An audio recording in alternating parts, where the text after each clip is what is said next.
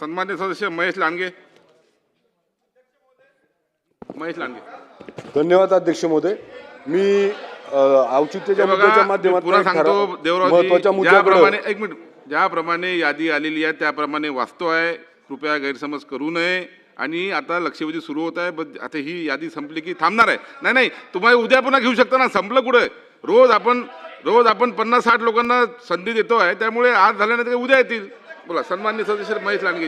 अध्यक्ष महोदय, पुणे नाशिक राष्ट्रीय महामार्गावर नाशिक फाटा ते खेड राजगुरुनगर दरम्यान प्रस्तावित 8 पदरी उन्नत मार्ग प्रकल्पासाठी भूसंपादनाकरता राज्य शासनाने तातडीने वित्तीय सहाय्य उपलब्ध करावं, याकरता मी राज्य सरकारकडे मागणी करतो. अध्यक्ष महोदय, भारतीय राष्ट्रीय महामार्ग प्राधिकरणामार्फत राष्ट्रीय महामार्ग क्रमांक 48 नाशिक फाटा ते खेड राजगुरुनगर दरम्यान 8 पदरी उन्नत मार्ग उभारण्याचा अत्यंत महत्त्वाचा प्रकल्प हाती घेण्यात आला आहे.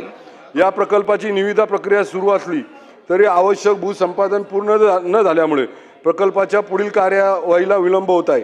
या प्रकल्पासाठी आवश्यक भूसंपादनाकरता वित्तीय सहाय्य मिळावे यासाठी पिंपरी चिंचवड महापालिका व पुणे महानगर प्रदेश विकास प्राधिकरण यांनी नगर विकास विभागाकडे प्रस्ताव सादर केला आहे. मात्र राज्य शासनाकडून निधी उपलब्ध न झाल्यामुळे भूसंपादनाची प्रक्रिया रखडली असून त्याचा थेट परिणाम या महत्त्वाकांक्षी राष्ट्रीय महामार्गाच्या प्रकल्पावर होत आहे. पुणे पिंपरी चिंचवड चाकण भोसरी मोशी तसेच औद्योगिक परिसरातील वाढती वाहतूक, वारंवार होणारी कोंडी आणि नागरिकांचा होणारा वेळ व इंधनाचा अपव्यय लक्षात घेता हा प्रकल्प अत्यंत तातडीचा आहे. त्यामुळे राज्य शासनाने भूसंपादनासाठी आवश्यक वित्तीय सहाय्य तात्काळ उपलब्ध करून देऊन भूसंपादन प्रक्रिया पूर्ण करण्यासाठी आवश्यक निर्णय घ्यावा. तसेच केंद्र शासनाच्या या प्रकल्पाच्या महत्त्वाच्या प्रकल्पास कोणताही विलंब होणार नाही याची खात्री करावी, अशी माझी शासनाकडे आग्रही मागणी आहे.